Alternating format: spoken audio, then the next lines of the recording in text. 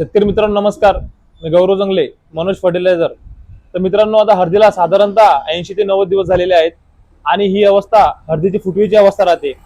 आणि या कंडिशन मध्ये हळदीला स्फुरदयुक्त खत देणे फार महत्वाचे आहे. तर या टाइमला खत कोणते द्यायचे?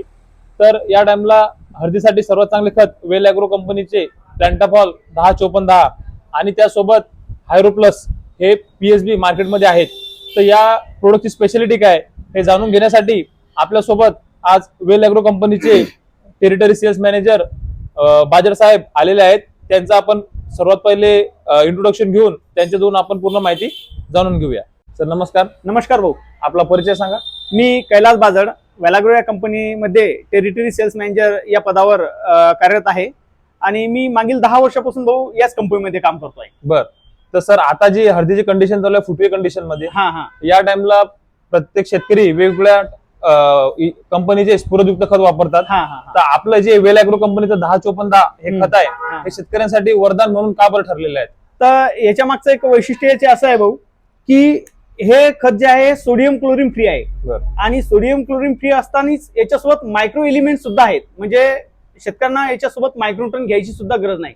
जसे की प्लांट मध्ये आता बघू शकता आपण की पिवळापणा येऊन राहिला, ती सुद्धा कमतरता याच्यामधून भरून निघू शकते.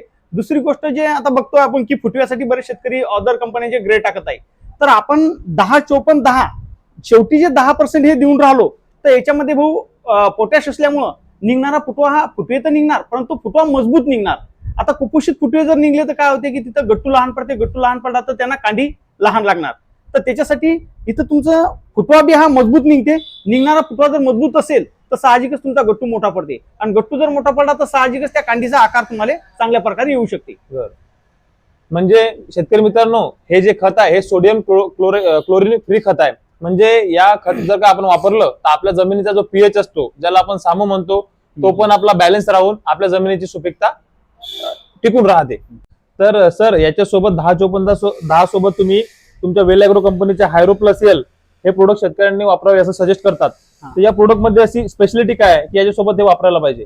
याच्या मागचं कारण असं आहे भाऊ की आता याच्यामध्ये सर्वात जास्त जर 54% बघितला आपण तर हा फॉस्फरस आहे. बरोबर. आणि फॉस्फरस हा घटक असा आहे की जमिनीत पडून राहते आणि जर कदाचित याच्यात ह्या जे बॅक्टेरिया आहेत PSB नावाच्या, ह्या जर जमिनीत अवेलेबल नसतील तर यामधला फॉस्फरस तुमचा बघितलं तर आपण 70% जमीन पडून राहते.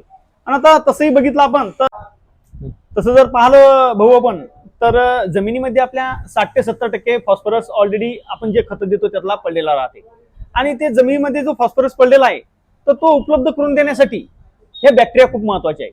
तर याच्यामध्ये जर बघितलं आपण तर फॉस्फरस सॉल्युबल बॅक्टेरिया ह्या याच्यामध्ये असल्यामुळे जमिनीमध्ये जो फॉस्फरस पडला तो उपलब्ध करून देईलच, परंतु याच्यामधून जे आपण फॉस्फरस देऊन राहिलो 54% हा सुद्धा चांगल्या प्रकारे पिकाला उपलब्ध होईल.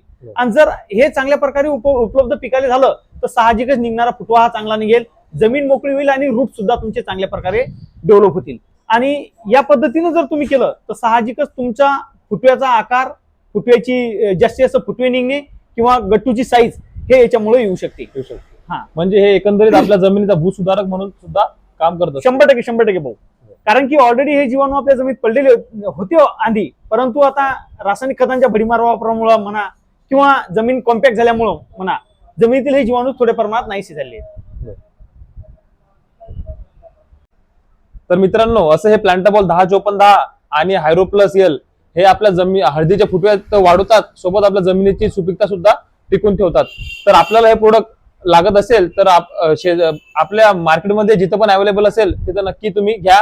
सोबत या प्रोडक्ट बद्दल काही तुम्हाला माहिती लागत असेल तर या कंपनीचे प्रतिनिधी बाजार सर तुम्हाला त्याचा नंबर देतील, तुम्ही त्यांना कधी पण कॉन्टॅक्ट करू शकता. Sir number? तर माझा नंबर जो आहे 8888 82 44 24 या नंबरवर तुम्ही कधीही फोन करू शकता. हळदीविषयी तुम्हाला कुठलाही प्रॉब्लेम असला तर आम्ही तुम्हाला त्यामध्ये मार्गदर्शन. मित्रांनो, आपल्याला याच्या पुढे पण हळदीचे जे काही बेसल डोस राहतील, कोणते खत वापरावे, कोणते फवारणी करावी याबद्दल जर का माहिती लागत असेल तर तुम्ही नक्की चॅनलला फॉलो करा आणि जे काही आपले हळद उत्पादक शेतकरी असतील त्यांच्यापर्यंत हा व्हिडिओ जास्तीत जास्त शेअर करा.